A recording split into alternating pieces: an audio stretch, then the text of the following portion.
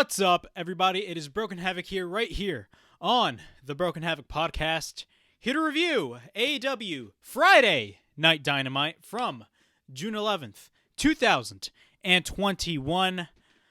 Overall thoughts on this show, I thought it was an okay show. It wasn't the best Dynamite I've seen much better Dynamites. It wasn't the best show, in my opinion. The best segment of the night was the Pinnacle and Inner Circle segment. We'll get to that later. Yes, I know I didn't do my Dynamite and SmackDown reviews last week. The main reason is because work was just mad hectic on Friday and Saturday, and I was planning on actually doing the review on Sunday, but I just didn't feel like it, and I just didn't have the energy to do it because I was just dreaded. But this week, we got both SmackDown and Dynamite. I'm filming my Dynamite review first, as you guys can see. Right after I actually film this review, I'm going to be filming my SmackDown review because Dynamite has been preempted right after SmackDown on Fridays now. And we're going to be getting that for at least next week. And then I believe the next week we're going to be getting a special Saturday night edition of AEW Dynamite. But overall thoughts, I mean, the show was okay. Not the best show in the world. It was not bad. I just felt like one reason, and I did watch Dynamite last week. I know Andrade arrived in AEW, so it's awesome. I love the fact that AEW signed Andrade. I can't wait to see what they do with him. I know he's going to be facing Kenny Omega for the AAA Mega Championship at Triple Mania later this year. It's going to be an awesome match. I'm so excited to see that match. But my thoughts on Andrade, awesome signing. I love the fact that they signed Andrade. See, that's a pure example of a really good signing of a really talented wrestler. Andrade is amazing at what he does, and I feel like WWE did him wrong. But let's go on with this show. The Pinnacle. The first thing we see in this show is the Pinnacle arriving in a limo, of course, because as you guys know, they lost Stadium Stampede, which I thought was one of the best matches of the entire year. Now, granted, I wouldn't necessarily call it a match because it was a gimmick match, but it was really entertaining to watch. In my opinion, I thought it was really fun to watch. All of the different scenarios that were happening. Of course, you know, you had Guevara and Spears, Jericho and MJF, everybody, Pinnacle and Inner Circle, and it was really fun to watch. And I love the transition from the empty stadium all the way to the end where you had the full capacity crowd. So, yeah. This week was did not have a crowd. It did have a crowd, but not a really, really large crowd like last week and the week prior. So they kind of dimmed down, mainly because they want to keep things safe. So that's a great thing. But the Pinnacle start with the limo, and then we get the intro. And then the first match we got was Christian Cage, the instant classic Christian Cage, the former NWA World Heavyweight Champion Christian Cage versus Angelico from the Hybrid 2. Overall thoughts on this match, I thought this was an okay match. It was not the best Angelico match or the best Christian Cage match. I think Christian Cage had better matches beforehand. This was not a bad match. I was just not really as invested as I was in Christian Cage's other matches. But even before the match starts, Big Money Matt Hardy is with his faction and he's just ranting on Christian Cage, talking about how he makes more money than him. Honestly, I'm not really that invested in Matt Hardy's faction. I do think that they can do... I know what they're trying to do with all these different factions. Of course, I said it before and I'll say it again. They are introducing trios titles in AEW later on this year. When, I do not know, but we're going to be finding out later this year. But the match starts. Both lock up. We get a wrist lock by Angelico, a side headlock takedown by Cage, a wrist lock reversal by Angelico. We get a slap by Cage, or a right hand by Cage, whatever you want to call it, on Angelico. Cage works on the head of Angelico with a couple right hands. Angelico drops Cage on the mat, works on Cage on his left arm. Cage begins to fight back. Angelico sends Cage on the turnbuckle. We get a cover and a near fall. Cage works on a couple chops. We get a kick by Cage, then a roll through, but Angelico reverses. We get a running kick by Angelico. We get a cross arm breaker by Angelico. Cage gets his foot on the rope. We got a couple right hands in the corner by Angelico on Christian Cage. Cage hits a reverse DDT on Angelico. We get a slap by Cage, drops Angelico. We get a missile dropkick off the middle rope by Cage on Angelico. We get a cover and a near fall. Cage misses a right hand on the outside, sends Angelico through the middle rope. Cage is on top. We get a diving headbutt by Cage, cover and a near fall. Angelico drives Cage's arm to the mat. We get an inside cradle by Christian. Near fall, Insecurity from the ground by Angelico. We get a jackknife cover and a near fall. a double headbutt collision by both Angelico and Christian Cage, a kick by Cage. We get a diving European uppercut by Christian. Cage hits the kill switch and beats Angelico for the win. Overall thoughts, again, I thought this wasn't the best match that I've seen from both wrestlers. I do think that there'll be better matches in the future. And Angelico's phenomenal at what he does. He's more of a ground type of wrestler. Cage, of course, for his age, he looks amazing. But overall, I mean, I wasn't really as invested as I was throughout the show. I mean, throughout the show was not bad. I just didn't, I wasn't as excited, or invested to watch the show as I normally would. Because usually I'm always excited to watch Dynamite every week. And granted, I expected Andrade to be in this week's Dynamite, but he didn't show up. We only got a video package of Andrade, so. All right. After the match, Jack Evans, who is Angelico's partner, tries to attack Christian, but Matt Hardy's behind Christian and gives him the twist of fate from behind on Christian. And then Jungle Boy comes in for the save. Of course, Jungle Boy won the Casino Battle Royale at Double or Nothing, and he's going to be facing Kenny Omega, and I believe in 2 weeks on AEW Dynamite. And I think it's going to be, I honestly believe it's going to be one of the best matches of the year. This match is going to be really awesome. I'm so excited to see what Kenny Omega is going to be doing with Jungle Boy and vice versa. Most likely Omega is going to be retaining the title, but I think we're going to get that scenario where Jungle Boy was just this close on getting the AEW World Championship. Jungle Boy's awesome. All right, next segment. We got Tony Schiavone with the American Nightmare, Cody Rhodes, and Arn Anderson, and his son, Brock Anderson. He puts over Brock Anderson. Of course, he's going to be wrestling next week on Dynamite. He congrats, basically throughout this promo, Cody Rhodes congrats Brock Anderson. He talks about getting beaten by Anthony Ogogo. Then QT Marshall comes out, talks about how he pinned Cody, quote unquote, all by himself. Yeah, right. Typical heel stuff. Says he is sick of this. He says Cody was skipping guys like Aaron Solo and Nick Comoroto. QT wants a full house because he wants to kick Cody Rhodes' ass. And what QT wants is he wants a strap match with Cody Rhodes.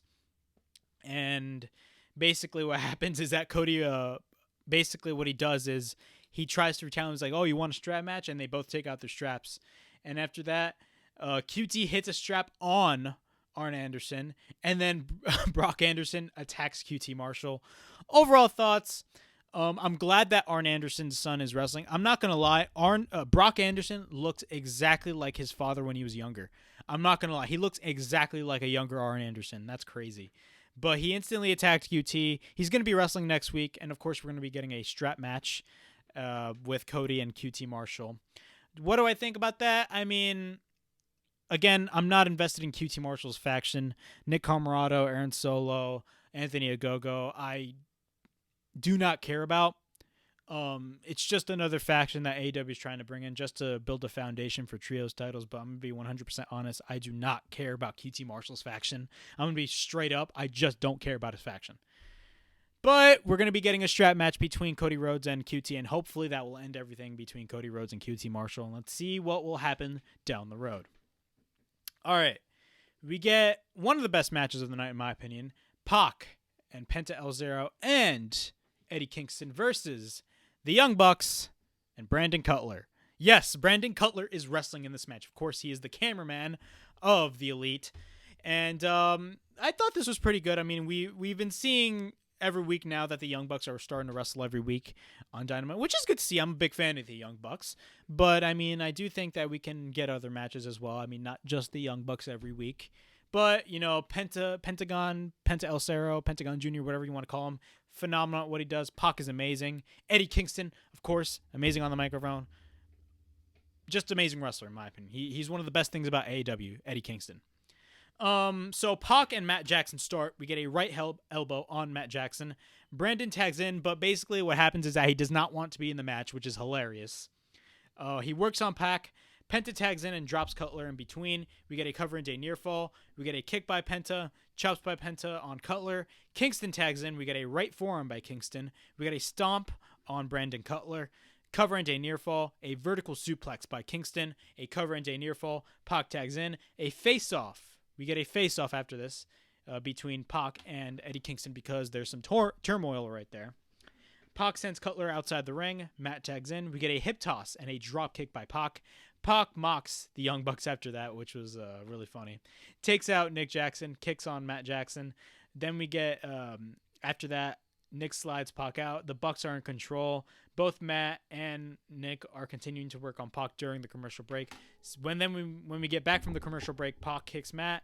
Matt is on the top, misses the swinging DDT, and Pac drops Matt Jackson on the canvas.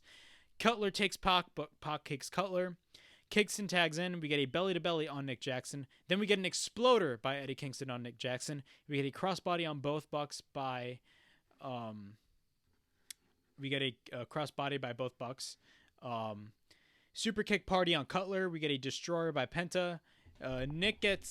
Nick by accident kicks Brandon Kutler. So Brandon Kutler is just getting killed by accident by the Young Bucks at this point. We get a driver by Penta on Nick.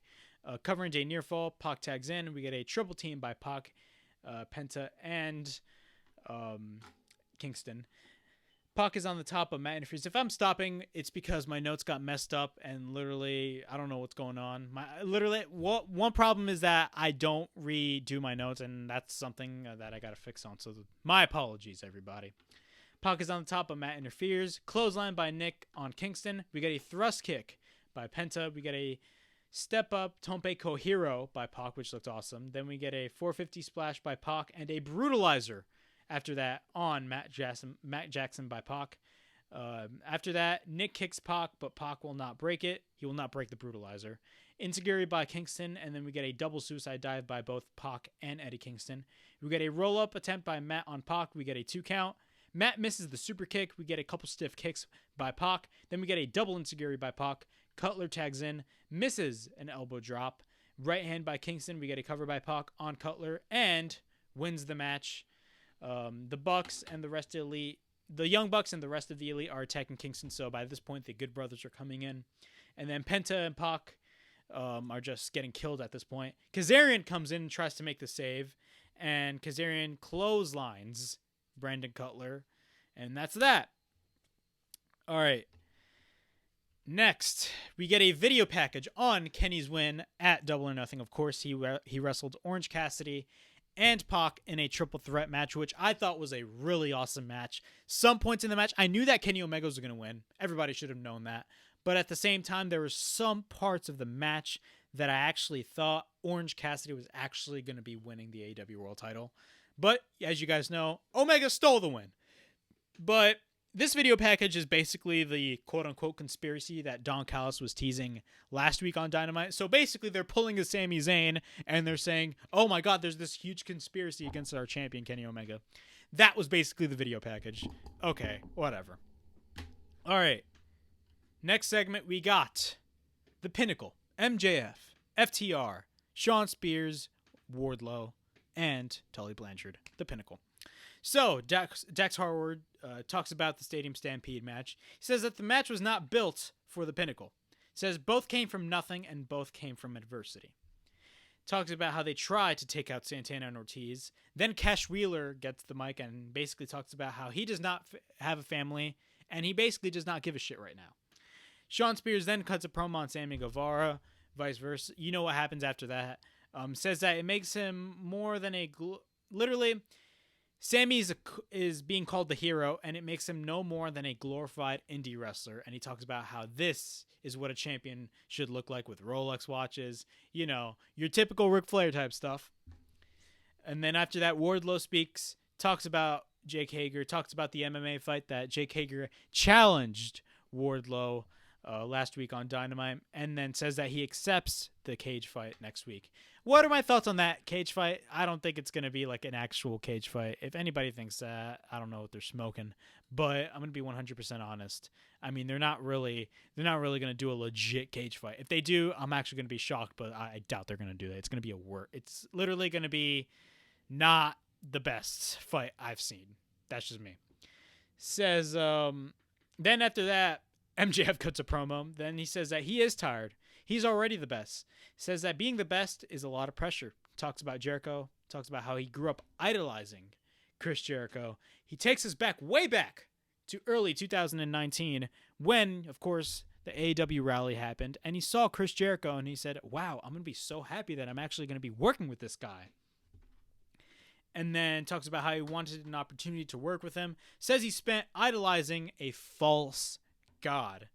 And then says that Jericho is not remotely on his level. He says he beat him twice and denies Jericho's rematch request. So yeah, and then MJF later proceeds to talk about Sammy Guevara. He calls Guevara a little chicken shit. Says he had the same speaking skills as Helen Keller. Damn. And then all of a sudden we get Chris Jericho on the screen, and he's outside of Daly's place, and he says that they are walking home. Basically, Jericho is saying that the Pinnacle is walking home, and then you see the rest of the Inner Circle on the limo, and they just demoralize. They just absolutely destroy the limousine, and then the rest of the Inner Circle are just trashing it. Santana knifes the wheel, and then Jake Hager grabs a forklift, and he runs over the limo, and then Jericho basically states, "You better call an Uber." What are my thoughts on this segment? I thought this was a really entertaining segment. I loved the fact that they just destroyed the limo. Again, very WCW-esque. In my opinion, I feel like this would be something that you would see on Nitro because of the camera work and everything. Again, same thing with Eddie Kingston and Jon Moxley trashing the locker room of the Elite and then trashing the Elite trailer. It's kind of very WCW-esque, mainly because of the camera work. I love the camera work in this. It looks awesome, and it really does feel like WCW. But yeah, all right, we get Sting and Darby Allin in their little sanctum backstage. And then, of course, Sting talks about, how he became the TNT champion all by himself and all that stuff. And then Darby tells Sting, stay home, just for one night, stay home, because he has to prove something. Okay, Darby Allin's doing what Darby Allin has to do. Great. All right. Next match we got Evil Uno versus Miro for the TNT Championship. This match was not bad at all. Honestly, in my opinion, this was better than Lance Archer versus Miro at Double or Nothing. Lance Archer versus Miro at Double or Nothing was not the best match I've seen. If anything, it was my least favorite match. That and Anthony Ogogo versus Cody Rhodes were not the two best matches. If anything, those were the two of my least favorite matches from Double or Nothing. But we got a TNT Championship match, of course, because it is the TNT Championship, because it's defended on television every single week. All right.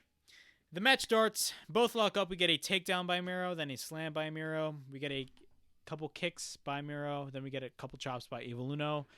With those chops, Miro no-sells those chops. Miro works on Uno on the outside. Then we get a cannonball by Uno on Miro on the outside. We got a slam by Miro on Uno from the top. Then we get a jawbreaker by Uno, a couple forearms by Uno. We got a step-up Hurricane Rana by Evil Uno. We got a clothesline by Miro, a big boot by Uno. Uno goes to the top. We get a senton by Uno, cover end a 1 count.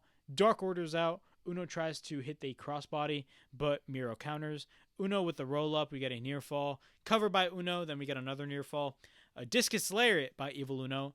Miro counters with a devastating lariat of his own. Then we get a stomp to the back of Uno, and at this point, the entire Dark Order is outside, and they're trying to cheer on Evil Uno. Miro applies the submission. Uno taps out. Miro retains the TNT Championship. Overall thoughts, this was not that bad of a match, especially the ending. I love the fact that the Dark Order was outside. It was great to see. Of course, they're booking Miro like a killer. I love the fact that they're finally putting more emphasis on Miro, because when they first brought him in AEW last fall, they did not do anything with him. I think it was last fall or the summer or late summer. Correct me if I'm wrong. But they didn't do anything with Miro besides having him be the best man of Kip Sabian, and they were partnering him with Kip Sabian and Penelope Ford. I mean, it was not up to they were not booking him to Miro's full potential. And I'm really glad that they are finally booking him to his fullest potential, and they're booking him like a killer with the TNT Championship, much like WWE was booking Rusev in WWE way back in 2014 and early 2015 with the U.S. title. So that's great to see. All right, we get an Andrade El Idolo video package. Great video package. I'm excited to see what Andrade has to say next week. I do believe that it's gonna have to be linked in with something with Kenny Omega, mainly because they're gonna be having a match at Triple Mania, so it's gonna be an awesome match to see. I mean, two of the best wrestlers in the world. You're gonna have Andrade and Kenny Omega go at it. Sign me up. I'm definitely watching that match, 100%. All right. Tony Schiavone is interviewing Kenny Omega. Callis is on the microphone. Says that they overcame an AEW's conspiracy to take the belt off of Kenny Omega. Oh my God, are you becoming Sami Zayn? Says Jungle Boy is like the band that sings his theme song because they are a one-hit wonder. Omega is in the mix after that. He begins to speak. He talks about Jungle Boy, says that he sees a little bit of a younger Kenny Omega when he sees Jungle Boy. Asks Callis what Jungle Boy is missing. And Don Callis says Jungle Boy does not have the guts to get in the ring with Kenny Omega. Jungle Boy later comes out, and Omega states that Jungle Boy has nothing to say. Asks Omega who is better than Omega on the mic. And then Cal says nobody. Let me refer to that. In my opinion, Omega is not the best on the microphone. Omega's an amazing wrestler. If anything, him and Roman Reigns are the two best wrestlers in the world, period. But when it comes to mic skills, Kenny Omega, in my opinion, his highlight and the best thing about Kenny Omega is his in-ring work. It's not his microphone skills. I'm sorry. Why do you think he has Don Callis there? Don Callis is phenomenal on the microphone, in my opinion. Then, all of a sudden, he gives Jungle Boy a chance to speak. Jungle Boy says that he talks way too much, and Omega tries to cheap shot Jungle Boy. Jungle Boy begins to fight back. Omega fights back and works on Jungle Boy. Then Jungle Boy applies a snare trap, but the Young Bucks come out and try to save Omega. So, yeah. Overall, I thought this was a great segment. I do think that Jungle Boy and Kenny Omega will steal the show in 2 weeks on Dynamite. It's going to be an awesome match to watch, and I love to see what's going to happen with Kenny Omega and Jungle Boy. We get Jade Cargill backstage with her manager, Mark Sterling. Talks about how she is number one. Talks about how Jade has a family to feed, and how Jade is that bitch. Okay, great segment. I think Jade is starting to grow on me a little bit. Jade is really entertaining, especially when it comes to her promos, because I love when she says, "I'm that bitch." I don't know, it's just great, in my opinion. Jade Cargill is great. In ring work, I think she'll get a little bit better. She's not the best wrestler, but I do think that she'll get much better, and I do think that she can be believable as a heel when the time is right. All right, we get Ethan Page and Scorpio Sky backstage. They talk about Darby Allin fighting Page and Sky by himself, and Page talks about all of the consequences of Darby's actions and talk about what will happen in the match and how they will kick Darby Allin's ass. That's basically the whole promo. All right, we get one little match that is basically a jobber squashing match. Lance Archer versus Chandler Hawkins. Basically what happens is that he throws Chandler Hawkins before the match even starts. We got a couple slams by Hawkins, and then we get a blackout by Hawkins on Hawkins. Okay, Lance Archer won, so that adds to his record. So that's great. All right, then after that, we get Ryan Nemeth backstage talking about Orange Cassidy. He cuts a little promo on Orange. Honestly, do I care? Not really. I don't care. That's just me. Next, we get a match that was not bad at all, actually. I actually really enjoyed this match. Nyla Rose versus Layla Hirsch. I thought this was a pretty good match. Not the best match, but I thought this was a really good match. Basically, the match starts. We get a clothesline by Rose on Hirsch. We get a slam by Rose. Then we get a cross arm breaker attempt by Hirsch. Rose escapes. We get a shotgun dropkick by Hirsch. We get a suicide dive by Hirsch, but Rose intercepts Hirsch on the apron. Right hand by Rose. Then we get a cross arm breaker on Rose on the outside. Rose throws Hirsch on the apron. Rose works on Hirsch in the ring. We get a diving knee by Rose. Cover, but Rose picks Hirsch back up. Rose continues to work on Hirsch during the commercial break. Knees on Rose by Hirsch. Cover into a near fall. We get a waistlock by Hirsch. A release German suplex on Nyla Rose. A driving knee strike by Hirsch. We get a moonsault by Hirsch. Cover into a near fall. Hirsch goes for the cross arm breaker, but Rose drops Hirsch. Rose takes Hirsch on the top rope. Goes to the top. Hirsch fights back on Rose. Then we get a headbutt by Rose. Layla comes back. Tries to go for a Hurricane Rana, but Rose holds on and hits an avalanche powerbomb from the top and wins the match. Great match. I loved it. Nyla Rose is great in the ring. Same as Layla Hirsch. I love how she's grounded, and I love how she's just really technical with her stuff, and that's what I really enjoy about Layla Hirsch. All right. We got, of course, a highlight of AEW Dynamite. Dr. Britt Baker, DMD, of course, your AEW Women's Champion. Tony basically, of course, he teleports everywhere. Granted, this is a taped show, but he is teleporting everywhere in this show. That's hilarious. Tony is basically putting Britt Baker over and says that she was and Britt Baker states that she was furious about her championship celebration on how Nyla Rose ruined it. Talks about Rose coming for the AEW women's title. Says that she makes the title just like she made the division, just like she is making a whole new era, and that era is DMD.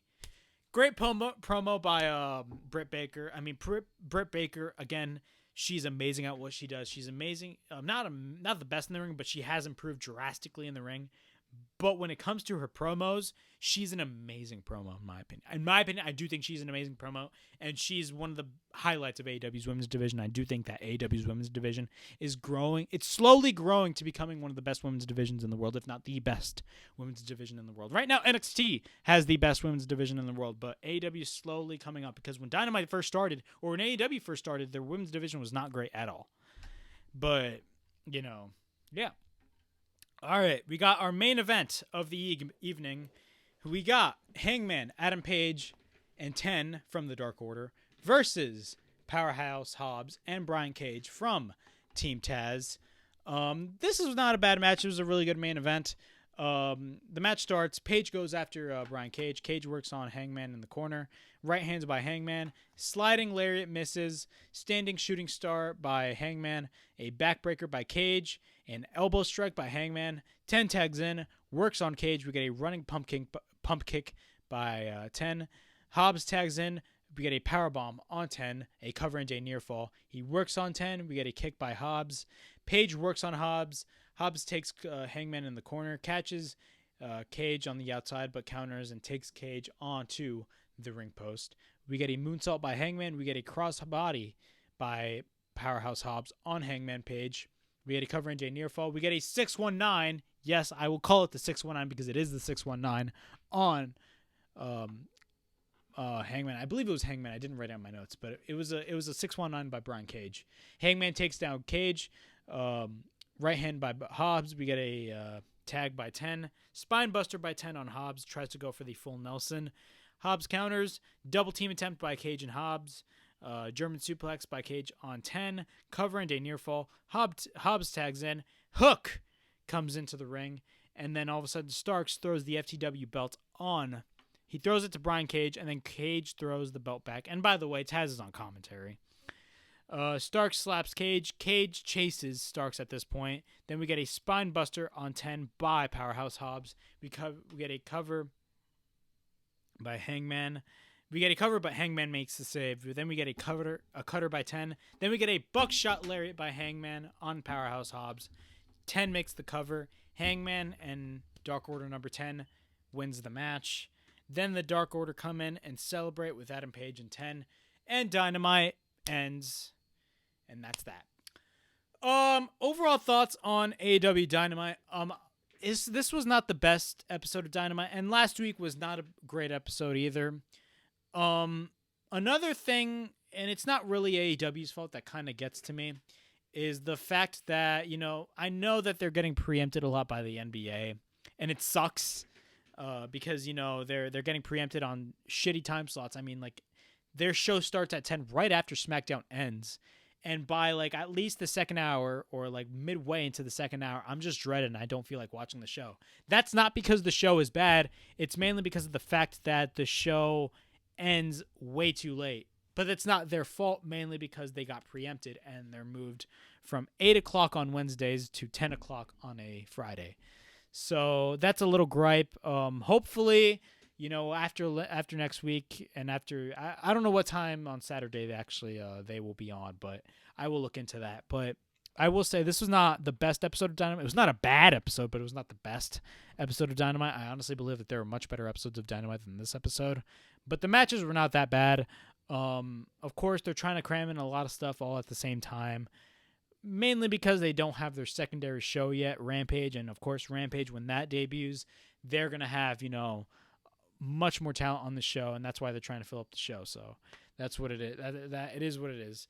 But yeah, that was my AEW Dynamite review. Be on the lookout for my SmackDown review because I'm going to be filming my SmackDown review right after I film this video. So please like, subscribe, comment down below, push that notification for more videos. And this is Broken Havoc from the Broken Havoc podcast, signing out.